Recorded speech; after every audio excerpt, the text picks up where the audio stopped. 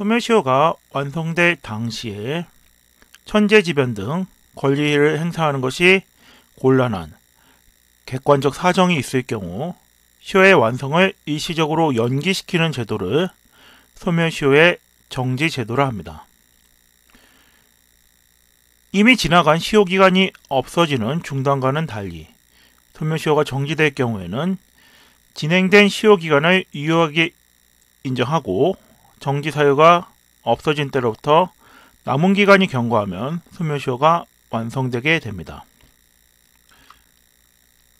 민법 제179조와 180조, 181조, 182조의 소멸시효의 정지사유가 규정되어 있습니다. 먼저 179조를 보시면 제한능력자의 시효정지라고 하여 소멸시효 기간 만료 전 6개월 내에 제한능력자에게 법정대리인이 없는 경우 제한능력자가 능력자가 되거나 법정대리인이 취임한 때로부터 6개월 내에는 시효가 정지되도록 하고 있습니다. 따라서 소멸시효 기간 만료 전 6개월 내에 이러한 사유가 있을 경우에는 시효가 정지되고 제한능력자가 능력자가 되거나 제한능력자의 법정대리인이 취임한 때로부터 다시 시효기간이 진행되게 됩니다. 180조에 보시면 재산관리자에 대한 제한능력자의 권리, 부부 사이의 권리와 시효정지 규정이 있습니다. 1항에 보시면 재산을 관리하는 아버지, 어머니 또는 후견인에 대한 제한능력자의 권리는 그가 능력자가 되거나 후임 법정대리인이 취임한 때로부터 6개월 내에는 소멸시효가 완성되지 않고 정지되도록 하고 있습니다. 2항에 보시면 부부 중 한쪽이 다른 쪽에 대해 가지는 권리는 혼인관계가 종료된 때로부터 6개월 내에 소멸시효가 정지되도록 하고 있습니다. 181조에는 상속재산에 관한 권리와 시효정지라고 하여 상속재산에 속한 권리나 상속재산에 대한 권리는 상속인의 확정, 재산관리인의 선임 또는 파산 선고가 있는 때로부터 6개월 내에는 시효가 완성되지 않도록 규정하고 있습니다. 182조에서는 천재기타 사변과 시효정지라고 하여 천재기타 사변으로 소멸시효를 중단할 수 없을 때에는 사유가 종료한 때로부터 1월 내에는 시효가 완성되지 아니한다고 규정하고 있습니다. 179조, 180조, 181조는 기간이 6월임에 반해 182조, 천재기타 사변으로 인한 시효 중단과 관련해서는 시효의 정지와 관련해서는 기간이 1월이 규정되어 있습니다. 소멸시효는 기산일에 소급해서 시효 완성의 효력이 생기게 됩니다. 따라서 민법 제167조에 따라 소멸시효가 완성되면 기산일로 소급하여 시효 완성의 효력이 생기게 되어 해당 권리는 소멸하게 됩니다. 그러나 채무자가 소멸시효가 완성된 이후에 채무를 변제할 경우에는 이것은 부당이득이 아니고 민법 제744조에 따라 반환 청구를 할 수 없도록 규정되어 있습니다. 민법 제183조에서는 주된 권리의 소멸시효가 완성된 때에는 부종성에 따라 종속된 권리에 또 소멸시효 완성의 효력이 미치도록 규정하고 있습니다. 184조에서는 시효의 이익의 포기와 관련하여 소멸시효의 이익을 미리 포기하지 못하도록 하고 있습니다. 소멸시효는 법률행위에 의해 이를 배제하거나 연장, 가중할 수 없으나 단축 경감은 가능합니다. 소멸시효 이익의 포기 사유로서 채무의 승인이 있으며 이러한 채무의 승인의 표시 방법에는 명시적인 표시도 가능하나 묵시적인 방법에 의한 채무의 승인도 가능합니다. 채무자가 채권자에 대해 부담하는 채무의 존재에 대한 인식의 의사표시를 함으로써 채무의 승인이 인정되게 됩니다. 채무자가 소멸시효 완성 후에 채무를 일부 변제한 때 그 액수의 다툼이 없는 한 채무 전체에 대한 묵시적 승인이 일어난 것으로 간주됩니다. 이 경우 시효 완성의 사실을 알고 이익을 포기한 것으로 추정되므로 이에 대해서 이를 부정하는 자가 반증을 제시하여야 합니다. 공무원의 불법 행위에 따른 국가배상 청구권의 소멸시효 기간이 경과하였으나 국가가 소멸시효 완성을 주장하는 것이 신의 성실의 원칙에 반하는 권리남용으로 허용될 수 없어 배상 책임을 이행한 경우 국가가 공무원에게 구상권을 행사할 수 있는가라는 문제와 관련하여 공무원이 불법 행위로 인해 손해를 입은 피해자가 국가배상 청구권을 가지게 되었고 이 권리가 소멸시효가 경과하여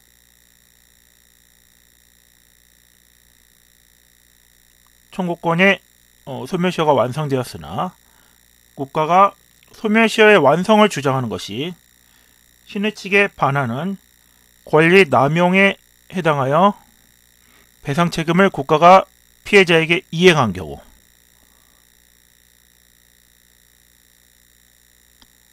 국가가 불법 행위를 저지른 공무원을 상대로 구상권을 행사하는 것은 소멸시효가 경과한 것에 대한 것으로서 구상권 행사가 허용되지 않는다는 것이 판례의 입장입니다.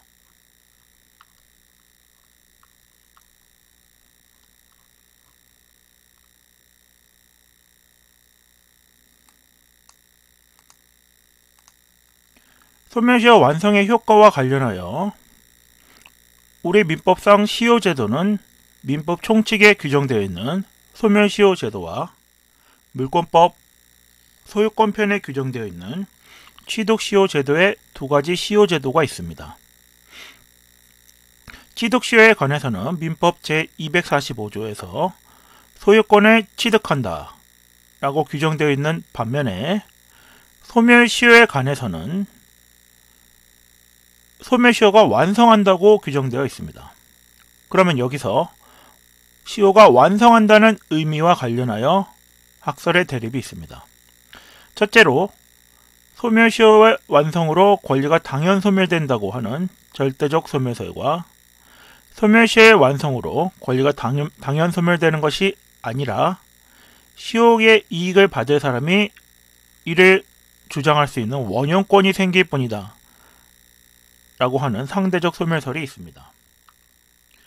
그러면 절대적 소멸설과 상대적 소멸설의 구별의 실익을 살펴보면 소멸시효 이익의 포기와 관련하여 절대적 소멸설은 소멸시효의 이익을 받지 않겠다는 의사표시로 보고 있으며 이에 따라 이익이 생기지 않았던 것으로 된다고 해석하고 있습니다.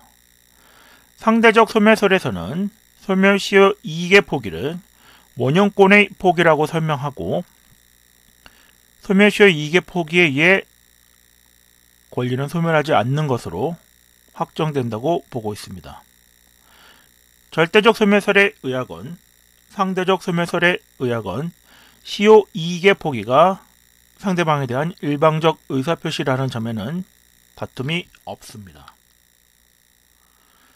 소멸시효 완성 후의 변제와 관련하여 절대적 소멸설에서는 채무자가 시효 완성 사실을 알고 변제하면 채무 없음을 알고 변제한 악의의 비체 변제가 되어 반환 청구를 하지 못하고 시효에 완성됐다는 사실을 모르고 변제하였다면 이는 도의관념에 적합한 비체 변제에 해당하여 반환 청구를 하지 못한다고 해석하고 있습니다. 상대적 소멸설에서는 소멸시효 완성 후의 변제와 관련하여 채무자가 시효 완성 사실을 알았는지 알지 못했는지를 불문하고 원용이 없는 동안에는 채권이 소멸하지 않으므로 유효한 채무의 변제가 된다고 보고 있습니다. 절대적 소멸설, 특히 판례의 입장은 변론주의의 원칙상 소멸시효의 이익을 받을 자가 그 사실을 주장하여야 비로소 고려할 수 있다고 보고 있습니다. 상대적 소멸설에서는 당사자의 원용이 있어야 법원이 소멸시효를 고려하여 판단할 수 있다고 보고 있습니다. 판례는 절대적 소멸설의 입장을 취하면서도 변론주의의 원칙상 소멸시효 원용권자의 원용이 필요하다고 보고 있습니다.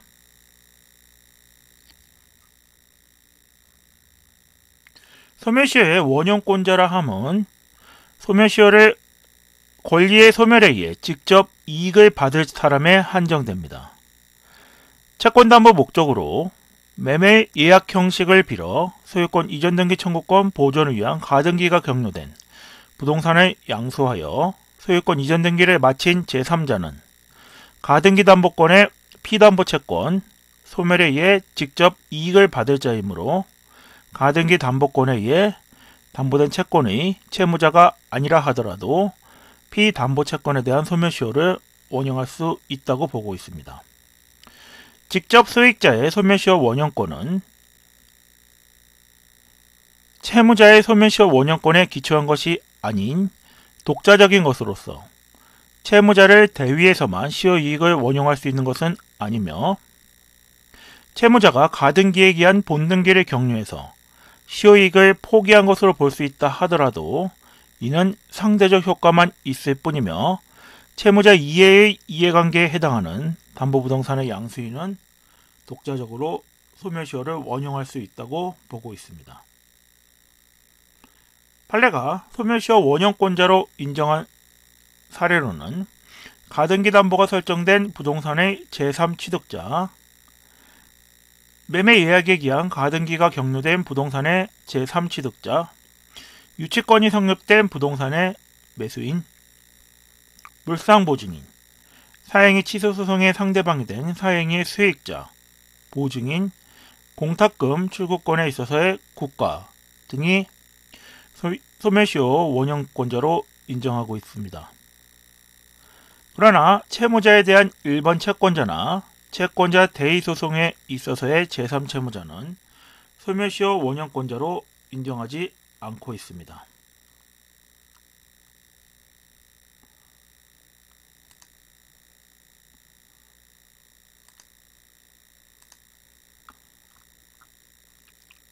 이상으로 소멸시효에 대해 소멸시효의 정지와 소멸시효의 완성의 효과에 대해 살펴보았습니다. 소멸시효 제도에 대해 다시 정리를 해보면 소멸시효라 함은 제척기간과 구별이 됩니다. 민법상 시효제도는 일정한 사실상태가 일정 기간 계속되었을 경우에 그것이 진실한 권리관계와 합치되는가 그렇지 않은가와 상관없이 일정 기간 계속되었던 사실상태를 존중하여 이에 법률상 효과가 생기게 하는 것을 말합니다. 시효제도에는 민법 총칙편에 규정된 소멸시효제도와 물권표편에 규정된 취득시효제도가 있습니다. 소멸시효제도의 존재 이유로는 권리 위에 잠자는 자를 보호할 필요가 없다는 점, 장기간 권리 불행사에 대한 의무자의 변제에 대한 입장 곤란이 충돌하는 경우 이를 구제해주기 위해서 인정하고 있습니다. 소멸시효와 구별할 제도로서는 제척기간은 있으며 제척기간은 법에 규정된 권리 행사 기간을 말합니다. 이 기간이 경과하면 권리를 더 이상 행사할 수 없게 되며 소멸시효와 달리 제척기간의 경우에는 소급효가 없습니다. 소멸시효의 경우 기산일에 소급해서 시효 완성의 효력이 생김에 반해 제척기간의 경우에는 기간의 경과로 바로 효력이 권리를 행사할 수 없게 됩니다. 제척기간의 경우에는 소멸시효에 달리 중단이나 정지제도가 없습니다. 소멸시효의 경우 기산점이 객관적 권리행사 가능 시점인데 반해 제척기간의 경우에는 그 기산점이 권리 발생시가 됩니다. 제척기간은 법원이 직권으로 조사하는 사항에 해당하나 소멸시효는 당사자가 주장 원용해야 되는 사항에 해당합니다. 채권은 그 소멸시효 기간이 10년으로 규정되어 있으며 채권 및 소유권 이외의 재산권은 그 기간이 20년이 되겠습니다. 소유권은 독립해서 소멸시효에 걸리지 않으며 소유권에 기한 물권적 청구권, 공유물 분할 청구권 등도 소멸시효에 걸리지 않습니다. 이 외에도 3년의 단기 소멸시효에 걸리는 채권들이 163조에 규정되어 있고 1년의 단기 소멸시효에 걸리는 채권들이 164조에 규정되어 있습니다. 소멸시효의 기산점은 객관적 권리행사 가능시부터 진행하며 부작위를 목적으로 하는 채권의 경우에는 위반행위 시부터 소멸시효가 진행합니다. 권리행사 가능시라 함은 권리를 행사함에 있어 법률상의 장애가 없는 상태를 의미합니다.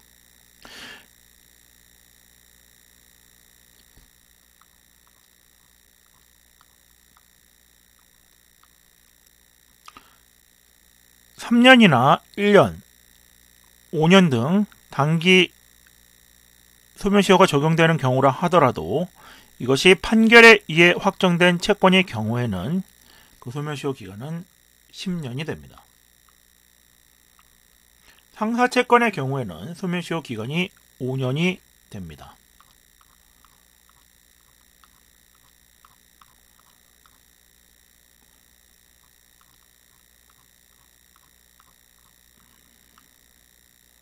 단기 소멸시효에 걸리는 채권으로는 164조에 1년의 단기 소멸시효가 걸리는 채권이 규정되어 있습니다. 여관 숙박료, 식당의 음식 대금, 입장료, 의복 등의 사용료, 학생의 교육비 등이 1년의 단기 소멸시효에 걸리는 채권입니다. 3년의 단기 소멸시효가 걸리는 채권은 민법 제163조에 규정되어 있습니다. 이자 부양료, 급료 사용료, 의사의 치료에 관한 채권,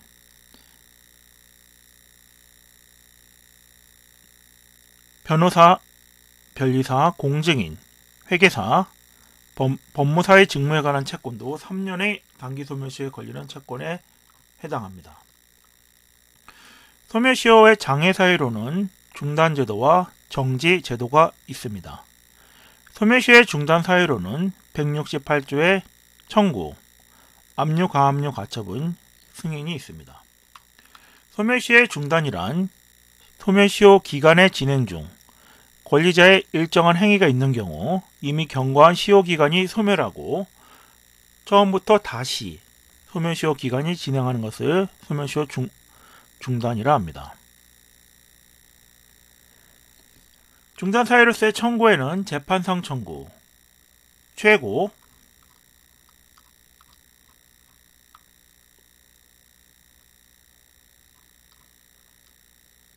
등이 있으며 이 외에도 유효한 압류, 가압류, 가처분, 무효인 경우에는 중단 효력이 발생하지 않습니다. 그리고 채무자가 하는 승인, 채무 승인의 경우에도 시효 중단의 효력이 인정됩니다. 소멸시효의 정지제도는 시효가 완성될 당시에 천재지변 등 권리행사가 곤란한 사정이 있을 경우 시효의 완성을 일시적으로 연기시키는 제도로서 이미 경과한 시효 기간은 없어지지 않습니다. 정지는 진행된 시효 기간을 유효하게 인정한다는 점에서 중단과 차이가 있습니다. 정지 사유로는 제한능력자의 시효 정지, 재산관리자에 대한 제한능력자의 권리, 부부 사이의 권리, 상속 재산에 관한 권리, 천재 기타 사변에 의한 시효 정지 등의 사유가 있습니다. 179조부터 181조는 6월, 182조는 1월에 기간이 규정되어 있습니다.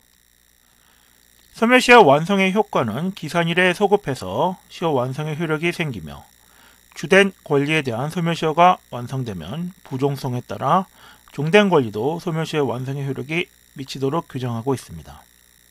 소멸시효의 이익을 포기할 수 있으나 시효 완성 후에 포기해야 하며 완성 전 미리 포기하지 못합니다. 소멸시효는 법률행위에 의해 이를 배제, 연장, 가중할 수는 없으나 단축, 경감하는 것은 가능합니다. 소멸시효의 완성과 관련하여 우리 민법에 규정하고 있는 시효가 완성한다라는 의미의 해석과 관련하여 절대적 소멸설과 상대적 소멸설로 나뉘고 있습니다. 절대적 소멸설은 소멸시효의 완성으로 권리가 당연 소멸한다고 보는 견해이며, 상대적 소멸설은 시효 완성으로 권리가 당연 소멸하는 것이 아닌 시효의 이익을 받을 자에게 원형권이 생기는 것으로 해석하고 있습니다. 이와 관련하여 소멸시효 이익의 포기, 시효 완성 후의 변제, 법원의 고려와 관련하여 절대적 소멸설과 상대적 소멸설이 다르게 해석하고 있습니다. 소멸시효의 원형권자는 소멸시효 완성에 의한 권리 소멸에 의해 직접 이익을 받을 자가 시효 원형권자가 되겠습니다. 판례가 인정하는 시효 원형권자로는 가등기 담보가 설정된 부동산의 제3취득자, 매매계약에 기한 가등기가 격려된 부동산의 제3취득자, 유치권이 성립된 부동산 매수인, 물상보증인, 사회행위 취소 소송의 상대방이 된 사회행위 수익자, 보증인, 공탁금 출구권에 있어서의 국가가 시효 원형권자로 판례가 인정하고 있는 사례가 되겠습니다. 그러나 채무자에 대한 일반 채권자 대위 소송에 있어서의 제3채무자는 소멸시효 이익을 원형권자로 인정되지 않고 있습니다. 이상으로 소멸시효와 관련한 이번 수업을 마치겠습니다.